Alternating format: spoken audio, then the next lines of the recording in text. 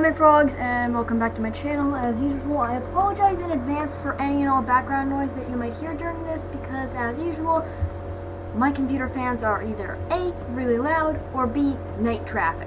I'm trying to solve both. We'll see if any of that works. But let's not get distracted anymore. Today we are reading Agatsuma, Bloodlines, Lightning and Thunder by KitKat_creator on AO3. Also, from now on, to just make the videos a bit more longer so that I just get through the thick a bit faster, I'm going to be reading 2 chapters at a time.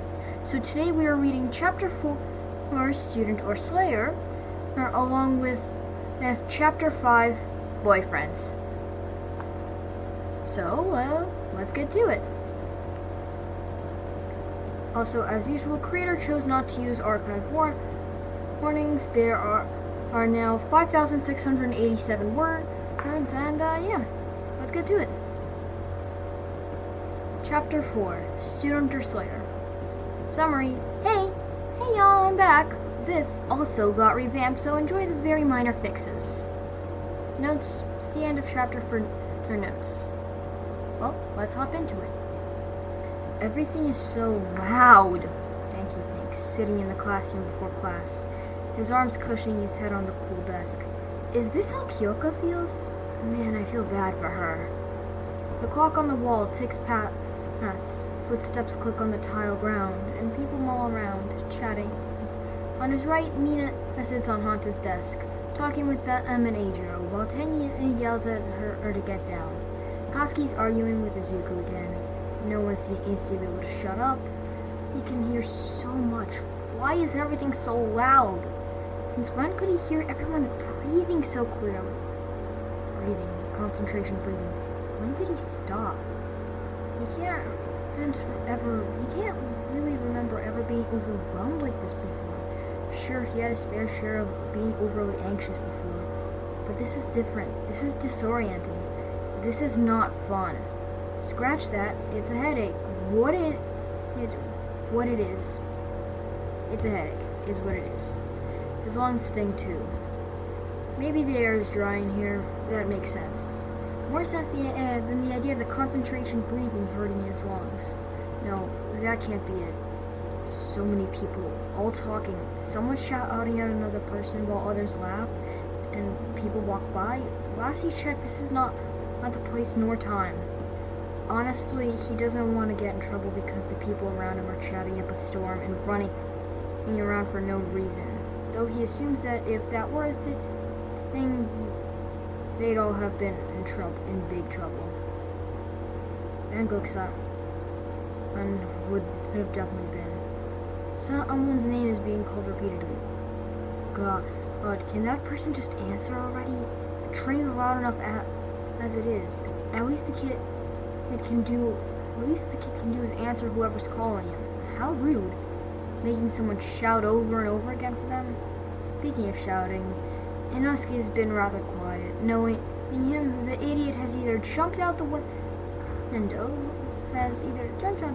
he's been pressed to do, or found someone willing to fight him. Either way, it's trouble. Zenitsu looks up, expecting the wood of the Mugen train. He was woefully unprepared and confused to see whatever this is. It's bright and shiny, and there's got to be about 20 other teens mulling about, and some with obvious mutations.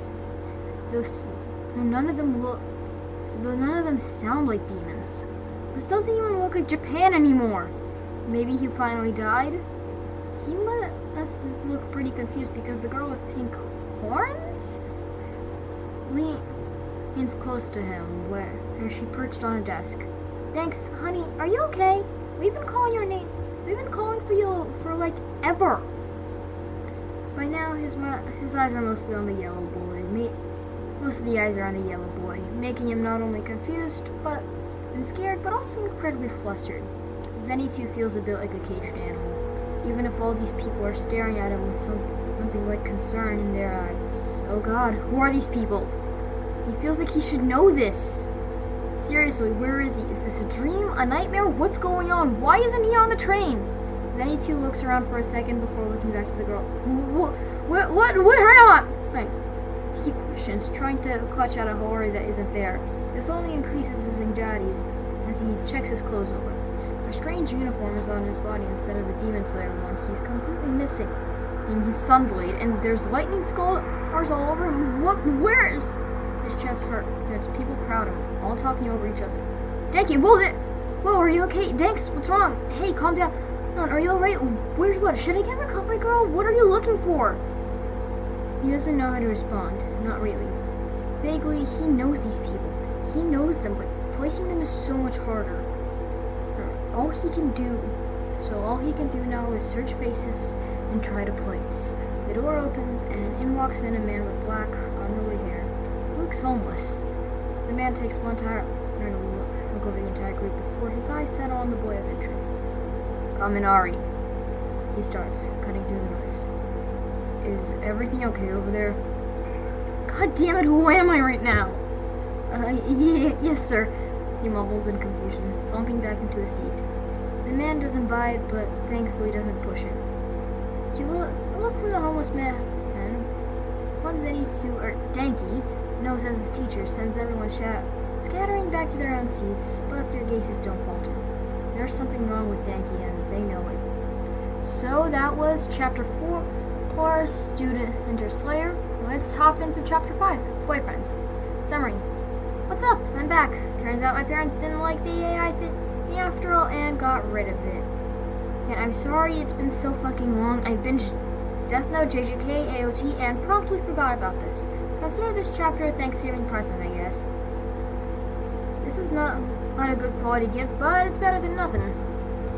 A villain with a C4 quirk, holding an apartment complex hostage by making bombs which he can detonate at will.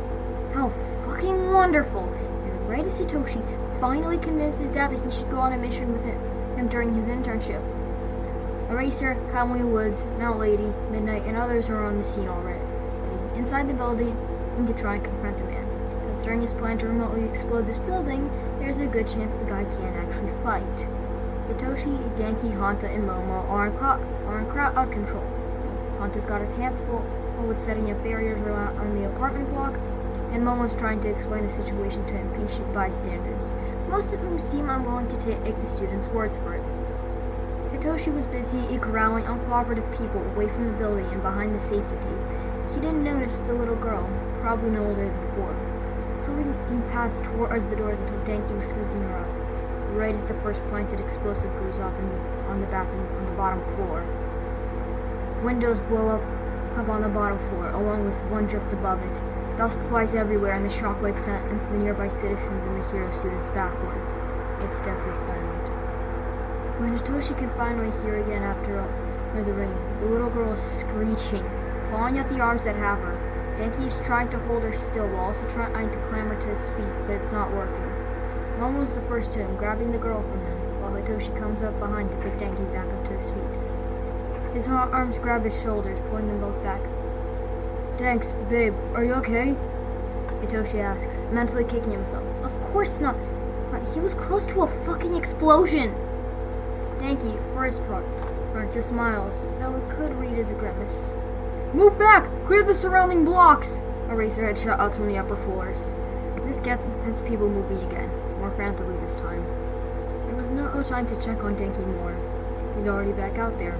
Hitoshi remembers this as if it were last week. That's mostly because it was. If only he'd asked Denki more, maybe he'd know about that fuck-ass headache that his boyfriend grimaced through the rest of the night. Or that strange pain that lingered after the explosion. If he asked his boy more, then maybe he wouldn't be wondering so hard as to why Denki's acting so weird. Maybe he wouldn't be so confused as to why his boyfriend has been asking for another boy. Maybe he wouldn't be hurt when Denki was looking for someone else. Notes. Anyways, I don't know when the next chapter will be out, but I don't know where I'm going with this. The next update may be a big overhaul of the previous chapters, fixing some things maybe. So that was Chapter 5, Boyfriends, and overall, and just Chapters 4 and 5. But for this week, I will be seeing you guys next time. Also, as I said earlier, I am working on getting a new schedule, so that way I can get something out for April Fool's Day. Just expect the next couple of videos to come a little earlier than previous videos. Other than that, bye guys!